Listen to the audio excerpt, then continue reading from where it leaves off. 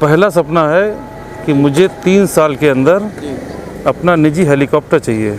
जो customer payment दे रहा है वो पेमेंट दे रहा है 36 गज के, दे रहे हैं 33 गज। हमारे पिताजी स्वर्गीय मानवेंद्र सिंह जी, उन्होंने पूरा जीवन ईमानदारी और जनता की सेवा में लगा दिया। ऑल इंडिया, पूरे भारत में आपको कहीं भी किसी भी लोकेशन में प्रॉपर्टी खरीदनी हो या बेचनी हो तो आप हमसे संपर्क कर सकते हैं। कि एक ऑफिस खोलने से हेलीकॉप्टर के सपने देख रहे हैं, ना जाने कितने गरीबों का खून चूसेंगे। जी हेलो दोस्तों, राम राम। मैं आपका अपना राहुल ठाकुर उपस्थित हूँ अपने यूट्यूब चैनल के प्रोग्राम संघर्षों की कहानी अपनी जुबानी में एक नए मेहमान के साथ। और जो आज के हमारे मेहमान हैं स्वर्गीय विधायक श्री मानवेंद्र सिंह के पुत्र श्री विमल सिंह जी, आपका बहुत बहुत स्वागत है हमारे चैनल में। दादा, हमारा पहला सवाल सबसे यही रहता है, वो आपसे भी है, आपकी जो शिक्षा दीक्षा है वो कहाँ से हुई है? बहुत बहुत धन्यवाद जी आप लोगों ने, और आप जिस तरीके से काम कर रहे हैं और जिस तरीके से YouTube चैनल पे काम कर रहे हैं, इतने लाइक्स मिल रहे हैं और जिस तरीके से आप आगे बढ़ रहे हैं, तो मेरी हार्दिक शुभकामनाएं, आप बहुत ऊंचाइयों तक जाएं इस फील्ड में। धन्यवाद। और जो आपका सवाल है उस सवाल का जवाब मैं देना चाहूँगा, कम शब्दों में मैं जवाब दे दूँगा। बेसिक पढ़ाई मेरी शाहजहाँपुर से हुई, यहीं से मैंने हाई स्कूल और इंटर की शिक्षा प्राप्त की। इंटर के बाद बीटेक मैंने बाहर से किया, MBA IMS गाज़ियाबाद से किया। 2008 से 2010 MBA कंप्लीट करने के बाद फिर मैं जॉब में आया। तो मेरी पहली जॉब नोएडा के अंदर रियल एस्टेट के फील्ड में ही थी, और पहली जॉब रियल एस्टेट में होने के बाद 2016 तक मैं रियल एस्टेट में ही रहा।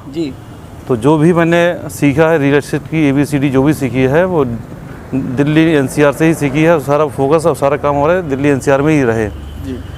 दिल्ली NCR में मतलब नोएडा, गुड़गांव, गाज़ियाबाद, ग्रेटर नोएडा, यमुना एक्सप्रेसवे, ये सारे डेवलपमेंट मेरे सामने हुए और वहाँ ही मैंने काम किया है। शाहजहाँपुर में रियल एस्टेट का काम जिस लेवल पे हो रहा था, यहाँ आने के बाद 2017 में यहाँ आने के बाद फिर मैंने अपना काम स्टार्ट किया। मैं गवर्नमेंट कॉन्ट्रैक्टर बना और आज मैं A क्लास का गवर्नमेंट कॉन्ट्रैक्टर हूँ। ये पूछना भी चाहना, एक आप BS प्रॉपर्टी का प्रोग्राम होने जा रहा है, ग्रैंड प्रॉपर्टी एक्सपो, ये क्या है? बहुत चल रहा है शाहजहाँपुर में, मीडिया पे, हर जगह, हर जनता में यही चल रहा है कि शाहजहाँपुर में पहली बार लोगों ने कहा है विमल भैया से मिले। तो ये देखो, शाहजहाँपुर में पहली बार, वाकई शाहजहाँपुर में पहली बार ये इवेंट हो रहा है। जिस तरीके के यहाँ आज तक शाहजहाँपुर में जिस तरीके से प्रॉपर्टी सेल हुई, परचेज हुई, जिस तरीके से कॉलोनियाँ डेवलप हुई, वो लेवल हमारा दिल्ली NCR, नोएडा, गुड़गांव के लेवल के बराबर नहीं था। अनप्रोफेशनली प्लॉटिंग हो रही है। और एक बहुत ही जो यहाँ की रियल एस्टेट में जाना मैंने कि यहाँ एक चोर गज भी चलता है। सही बात है। मैंने 36 का गज है और यहाँ जो भी प्लॉटिंग हो रही है वो 33 गज की हो रही है। पैसे कस्टमर से लिए जा रहे हैं, जो कस्टमर पेमेंट दे रहा है वो पेमेंट दे रहा है 36 गज के, दे रहे हैं 33 गज। उसी को बोलते हैं चोर गज। तो ये चोर गज मैंने जब यहाँ देखा, 3 गज चोरी हो रहा है, 3 गज चोरी हो रहा, तो ये जो धोखाधड़ी हो रही ग्राहकों के साथ, तो मैंने ये विचार लगाया कि यहाँ आने के बाद यहाँ काम स्टार्ट करेंगे और चोर गज ख़त्म करेंगे। हमारी जो भी प्रॉपर्टी होगी वो 36 गज की होगी, 33 गज की नहीं होगी। पूरी ईमानदारी के साथ जो है, पूरी ईमानदारी, पूरे विश्वास के साथ।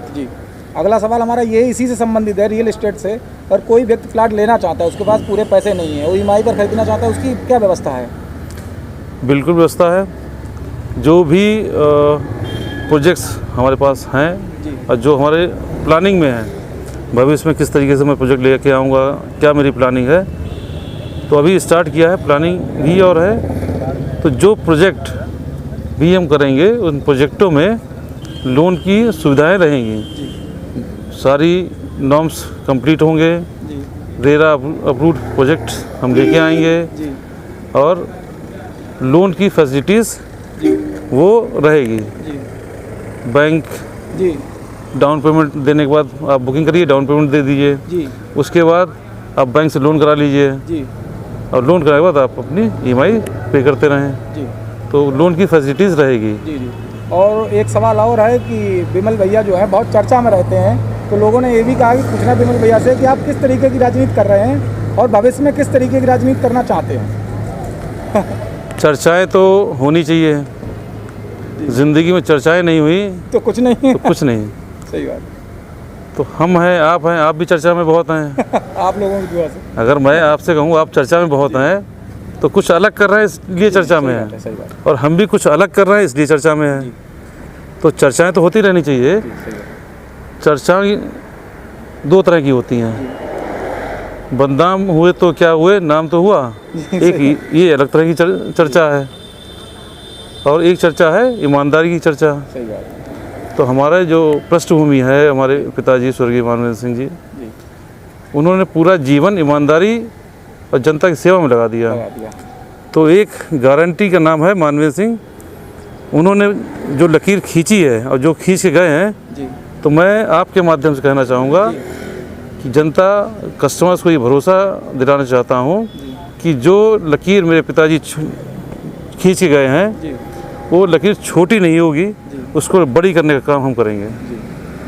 तो हम एक सवाल और आखिरी हमारा ये भी सवाल है कि आप हमारे चैनल के माध्यम से जनता को क्या संदेश देना चाहते हैं। जनता चैनल के माध्यम से हमारा ये संदेश है, 26 अक्टूबर और 27 अक्टूबर को सत्यम इम्पीरिया रेती रोड शाहजहाँपुर सुबह 10 से शाम 8 बजे तक ये कार्यक्रम रहेगा। बाहर के डेवलपर्स भी होंगे और कुछ बाहर के, मतलब जैसे नोएडा, गाज़ियाबाद, लखनऊ, शाहजहाँपुर के प्रोजेक्ट्स होंगे। और उसके अलावा आप जहाँ कहीं के भी प्रोजेक्ट्स चाहिए, आपको कहीं की भी प्रॉपर्टी हो, ऑल ओवर इंडिया आपकी प्रॉपर्टी कहीं भी आपको बाई करनी हो, परचेज़ करनी हो या सेल करनी हो, कहने का मतलब ऑल इंडिया, पूरे भारत में आपको कहीं भी किसी भी लोकेशन में प्रॉपर्टी खरीदनी हो या बेचनी हो, तो आप हमसे संपर्क कर सकते हैं। और कल 26 अक्टूबर से रजिस्ट्रेशन चालू होंगे। यहाँ आकर के आप अपना रजिस्ट्रेशन कराएं, प्रॉपर्टी कहीं की भी हो, हम आपकी प्रॉपर्टी खरीदने और बेचने में सहयोग करेंगे। हमारी टीम का सवाल है कि विमल भैया का शौक क्या है। शौक किस चीज़ का शौक रखते हैं। दो ही शौक है और दो ही सपने हैं, और सरकार कहती है बच्चे भी दो ही होने चाहिए। सबका तो कॉम्बिनेशन में रखता है।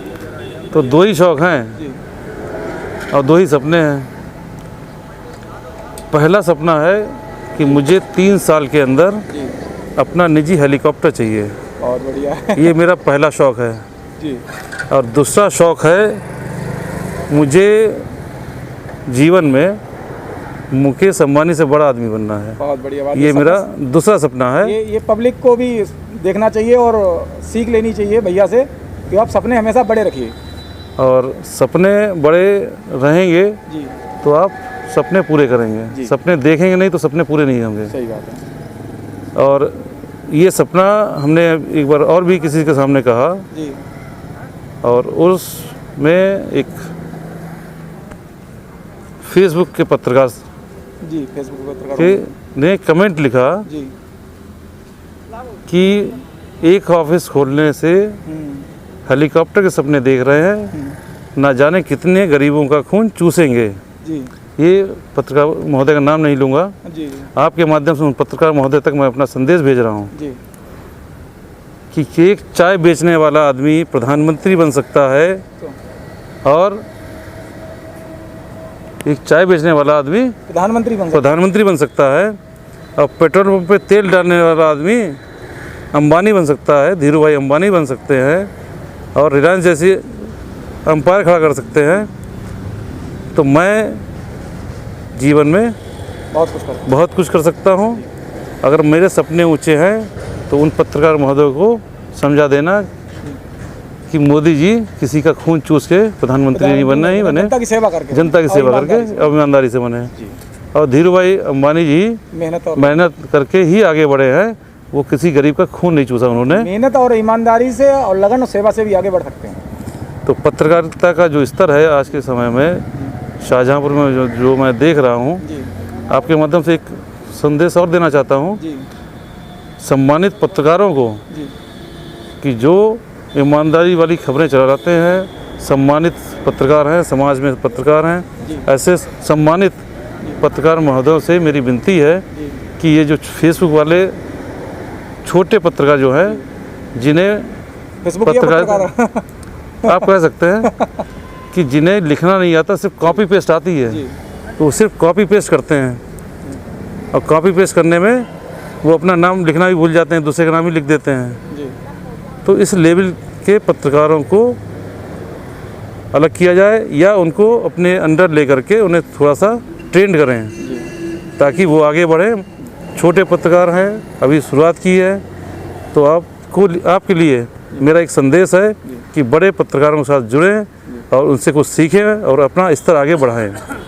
भैया एक बात और है, जैसे जब लोग तरक्की करते हैं तो बहुत से लोगों की आदत होती है कि उनकी टांग जरूर खींचेंगे, उनके लिए कुछ कहना है? बताइए।